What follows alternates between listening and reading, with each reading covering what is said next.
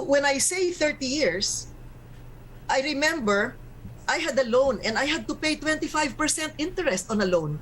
Can you imagine what will happen to all the people who own 1, 2, 3 bedroom condos today, bought small houses, etc., borrowed money to put up restaurants, to put up franchises,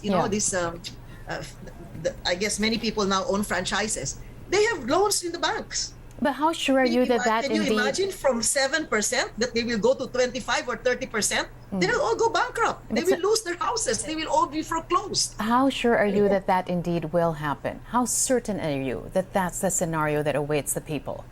Let's put it this way. I hope I'm wrong. But I went through it.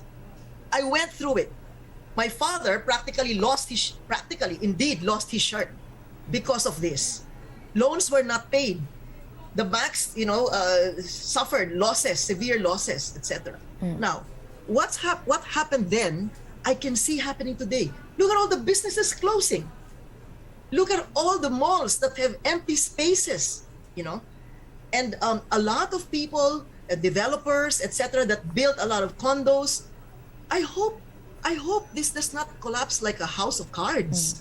But then, what do you say to people who say that? But that's not because of Marcos Jr. and his family. That's because of the pandemic. I don't want to think that it's only because of the pandemic. The pandemic is a factor. But when people are afraid, people are uncertain, they take certain measures to preserve themselves. And when that happens, you get a snowballing, there's a domino effect of this. As I said, I leave that to the economists. I'm just fearful because the recovery after Marcos's poverty-stricken administration, when Cory inherited a totally bankrupt administration, maybe more than half, maybe 60%, if I recall right, of our national budget went to debt service. I recall it's more than 50 million pesos a day, the debt service of the Bataan nuclear plant. I recall that. I mean, that can be further validated by science, by research, by documents, etc. But what I'm saying is that took 30 years. I was only 30, maybe I was only 20 plus in those days, and 30, and I had enough time to see this recovery. And people who say wala naman nangyari walang nangyari sa kanila if they keep doing the same thing up to today. Wala nangyari sa kanila. But those who lifted themselves up, got themselves an education. Some people, maybe they were just pushing a pushcart, but their children today are physical therapists. They may be nurses today. Some labandera, kusinera, today have children who are accountants, have left for greener pastures abroad, and are bringing home in the billions, tens of billions of dollars every year. And you point that out in your letter, that you said, to the point that you said this all happened without the Marcoses. Yes, exactly. All of that. All the condominiums, the buildings you see, all the malls you see. There was no Marcos in sight. No Marcos at all in sight. I remember SM. I keep using that as an example. SM had only 3 department stores and maybe 1 or 2 malls. Today, they're pushing 80 and hitting 100 malls by the end of this year. Where's Marcos there? Senator, in your letter... These are all fueled by the money earned by the Filipino people buying in SM. And you can write the entire litany, Ayala, Gokongwei, Robinsons, etc., etc. All these other establishments thrived and blossomed and bloomed without the Marcoses. Senator, as you ended your letter, you posed several questions to the readers. You said that, you asked actually, are we going to be part of the problem or be part of the solution? You also said and asked, or do we just remain as fence sitters? But there's this final question that you posed to viewers. You also asked, or place our bets on all horses so that we too will win whoever emerges as the winner. You and I both know that this has been the practice, but I want you to tell us now, who are you addressing in that final question, Senator Cosseteng? I think these are the people who feel that they can work with any administration.